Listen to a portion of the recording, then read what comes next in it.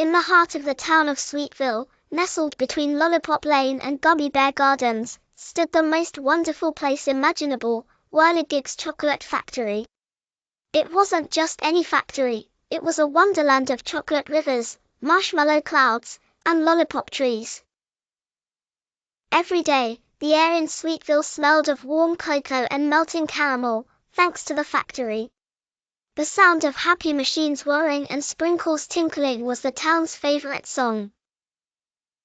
The curious case of the missing sparkle sprinkle inside the factory. The main room was a symphony of whirs and drips.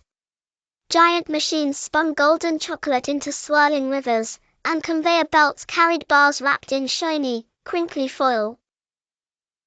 At the very center of it all was the magnificent sparkle sprinkle machine.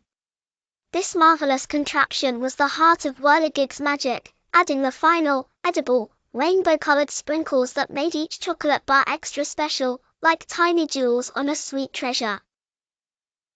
One sunny Tuesday morning, the factory owner, the jolly, round Mr. Whirly-Gig, bounced into the main room, his apron dusted with cocoa, ready for his morning taste test.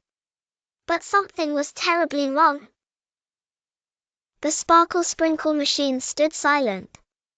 No whirring, no sprinkling, just an empty, gleaming hopper where the shimmering sprinkles should have been. "Goodness gracious, great galloping gumdrops," cried Mr. Whirly-Gig, his round face turning as pale as white chocolate. His normally cheerful mustache drooped. "The sparkle sprinkle is gone. All of it. Every last shimmer." The chocolate factory workers, little Oompa-Loompa-like characters called Sprinklers, gasped. A hush fell over the usually bustling factory. No sparkle sprinkle meant no special chocolate bars. A heavy cloud of worry, like burnt sugar, drifted over Sweetville, making the happy hum of the factory turn into a sad sigh.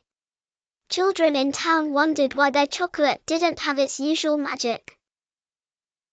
Detective duo, Will and Natalie. Luckily, two of the factory's brightest and most curious young sprinklers, Will and Natalie, decided they couldn't just stand by. They would become detectives. Will was known for his incredible speed and his knack for squeezing into every nook and cranny. Natalie was thoughtful and had an amazing eye for tiny details that others often missed.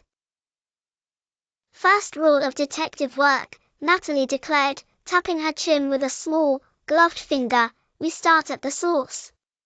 Check the last place the sparkle sprinkle was seen." They scurried to the silent sparkle sprinkle machine. Will, with his long, slender arms, peered deep into the empty hopper. "Nothing here, Natalie, but a tiny, sticky smear," he reported, disappointment in his voice. Natalie, however, knelt down and looked very closely at the polished floor around the machine. Her keen eyes narrowed. "And a faint, tiny, sparkly trail leading away from the machine," she exclaimed, pointing to a shimmering dust that caught the factory lights.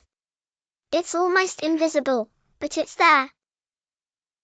Clues, clues everywhere." The faint, sparkly trail led them out of the main room, past the bubbling caramel vats, and into the busy gummy gear room. This was where huge, colorful gears spun, making the whole factory hum and whir with power. The air here vibrated with a gentle, rhythmic hum. "Bye,"